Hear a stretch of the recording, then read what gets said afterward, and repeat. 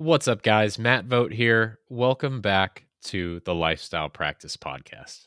At TLP, together with my partners Derek and Steve, we are passionate about helping our fellow dentists like you all elevate your careers and lives through practice ownership. If you're someone who's looking to take your life and career to the next level, head on over to our website, thelifestylepractice.com, and fill out our free lifestyle and practice assessment. Derek, Steve, or I will get back to you with some personalized feedback on your own specific situation, no strings attached, and to get the conversation flowing. So you can probably hear it in my voice right now. I've been stricken with whatever my 15-month-old daughter had a few days ago. That's one of the joys of parenthood as a first-time parent that no one really told me, is that anytime your child picks up some sort of ailment, you are pretty much guaranteed to get it about 3 or 4 days later in our experience.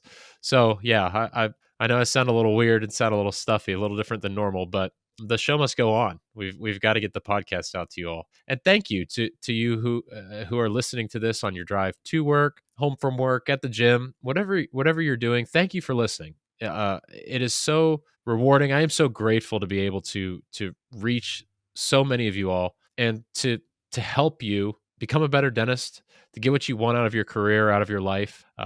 Even if you never email me or never talk to me, I'm so very grateful to be able to be in your ears and helping you out every few weeks here on the podcast. And I know Derek and Steve feel the same. So thank you so much for tuning in. So I've talked about this before, but one of the things I love about our podcast and really what we do at TLP and coaching dentists is sometimes we get really meticulous and very detailed, very systems oriented when we're working together or when we're on the podcast here talking. Sometimes we get inspirational and very big picture. And then sometimes we just talk about things that we all feel as dentists, because we have our practice are different. They're in different locations. We all practice dentistry a little bit differently, but at the end of the day, we're all the same. We're all dentists. We're all dealing with a lot of problems and feelings that are the same, that are very similar to each other. And so today I'm bringing you this bite-sized episode inspired by a client of mine who asked me a question.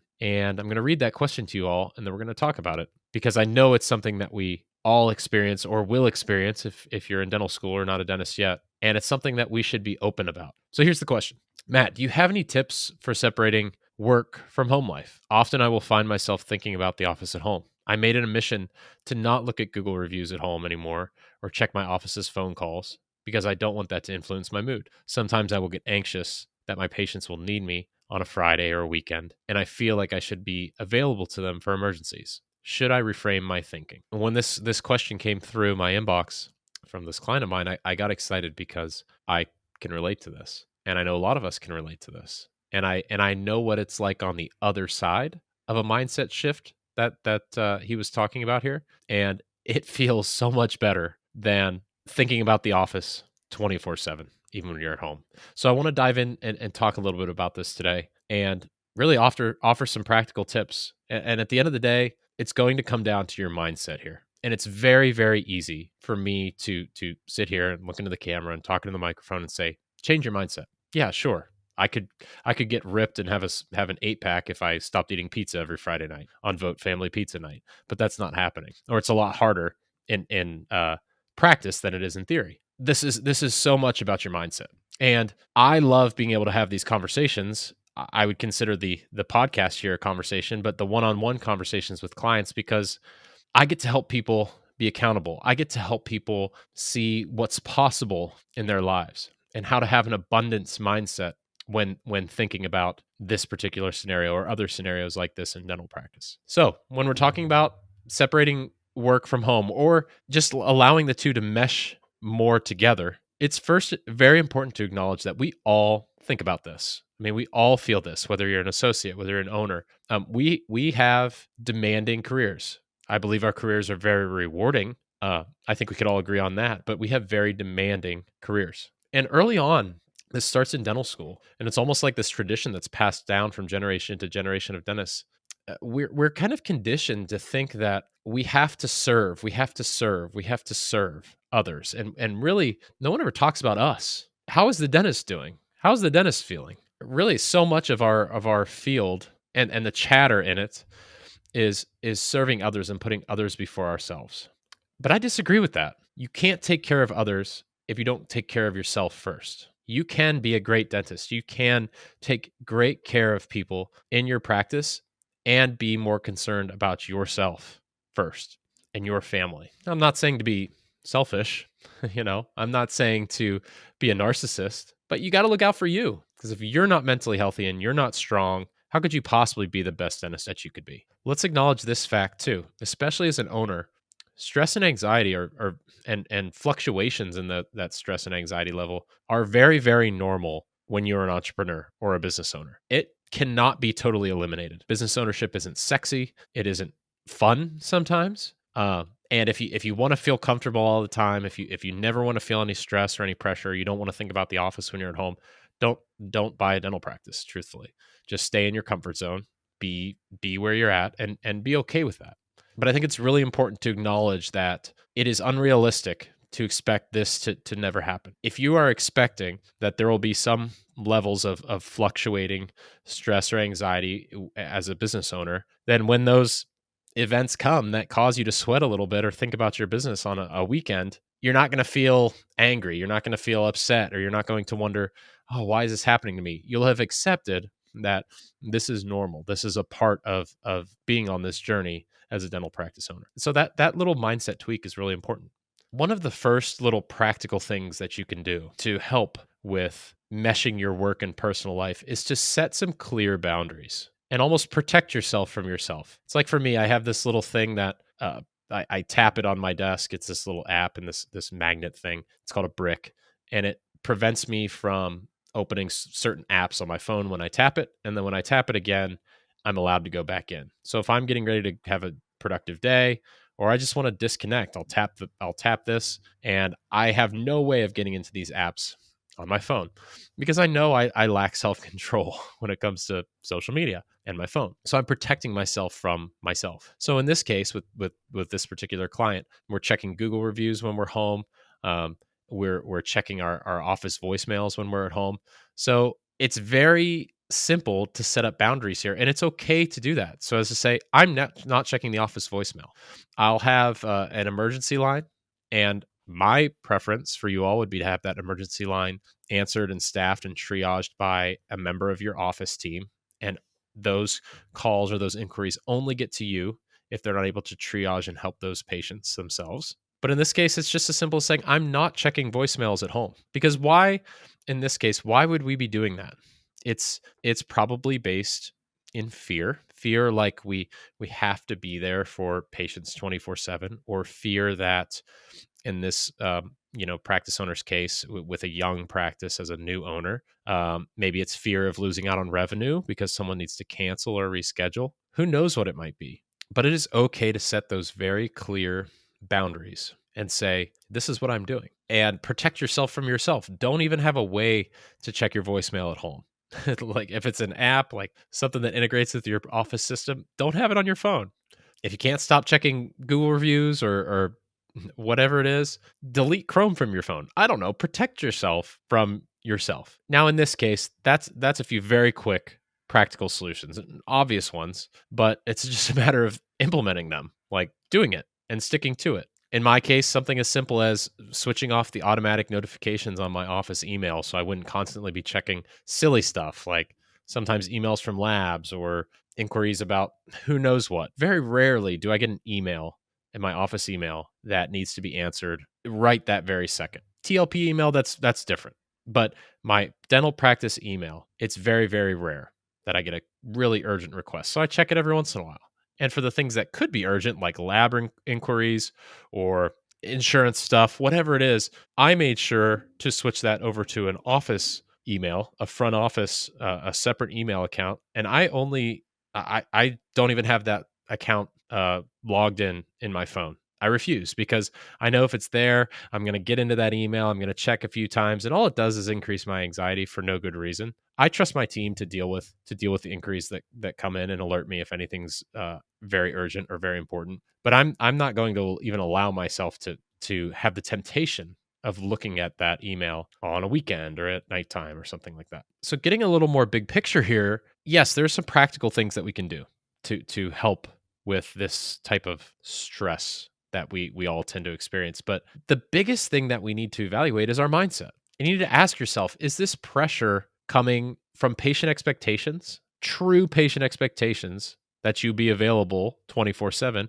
or is it coming from our own fear? Is it coming from our own self-limiting doubts or beliefs? Most dental emergencies aren't true emergencies. I know most of you aren't, uh, sports doctors for the local hockey team and needing to, jump into action on a Saturday night when someone takes a puck to the face. That probably doesn't describe any of you listening to this podcast. Your typical emergency is, ouch, I'm in pain. And that can be dealt with by medicating and seeing the patient first thing on Monday, or a loose temporary or something like that.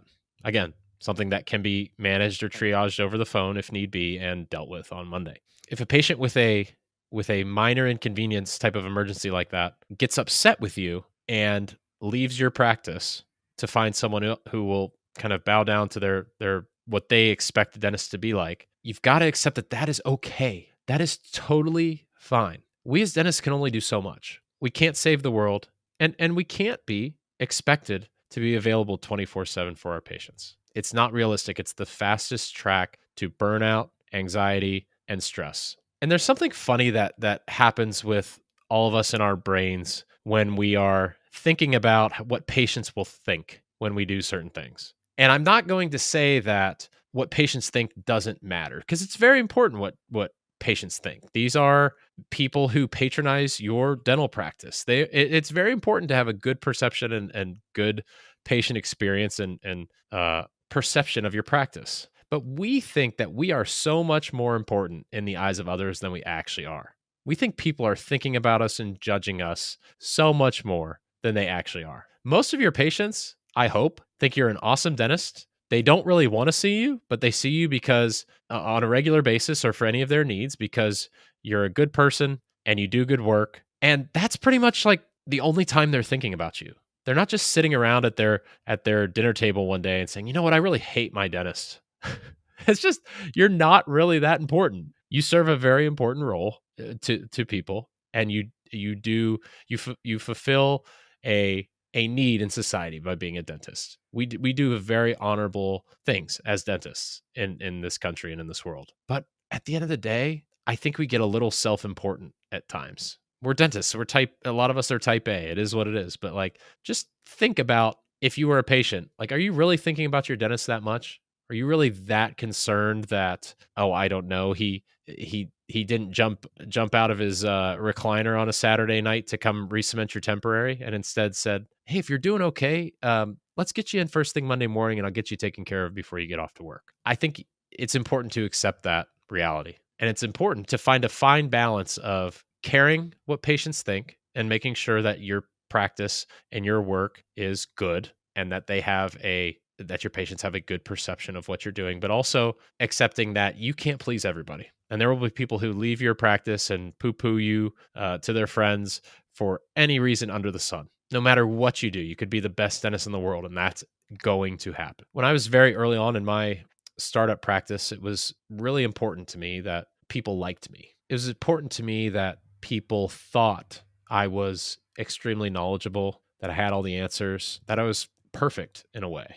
And when that didn't happen, it really shook me. It really affected me mentally for some time. Kind of like in this scenario, I was just thinking about it constantly. And over the years, my tone and my mindset has changed around this. And the way I feel now is that I'm me. I'm Matt. I'm a dentist. I'm not perfect, but I try my hardest for my patients. They are very important to me. But the people I love around me and myself, we're all very important too. And I balance that as best I can. And I know if I approach that with love and compassion and honesty for everybody, then I can do no wrong. People don't have to love the schedule that I have at the practice. They don't have to agree with how I practice dentistry, or the hours that I'm open, or the days that I'm open. And that's okay, because I know deep down that I can take great care of patients and also take great care of myself and my family. And that can all mesh very, very well together. It doesn't have to be lopsided one way or the other. So one of the things I said to this client of mine when he asked this question, and I want you to think like I'm saying this to you as well, or posing this question to you too, is imagine that you received a countdown timer, and it told you the exact moment you were going to die, the exact second. It was just counting down constantly. Or going even further, imagine that you were told right now you had 1 year to live. How would your perspective and your mindset shift over these trivial things that might cause you to lay awake in bed at night revolving around your dental practice? Suddenly, they would seem a little less important. Now, if that happened to me, I wouldn't abandon my practice and go crazy for a year until I croaked. I still would care very much about my dental practice, but it would be a different kind of caring. Or I'd like to think, honestly, that I would treat it kind of the same, because I feel very comfortable with my mindset on how my practice and my life mesh together. But if that happened, would you stress over Google reviews or a missed call on a Sunday night about a patient's hygiene appointment the next morning? No. You'd realize that you'd have perspective on the situation. And ultimately, those things are not needle movers for your dental practice. You'd focus on the things that really matter: your family, your peace of mind, your own joy, and just doing your best to take great care of people as a dentist. At the end of the day, a lot of this comes down to your perspective.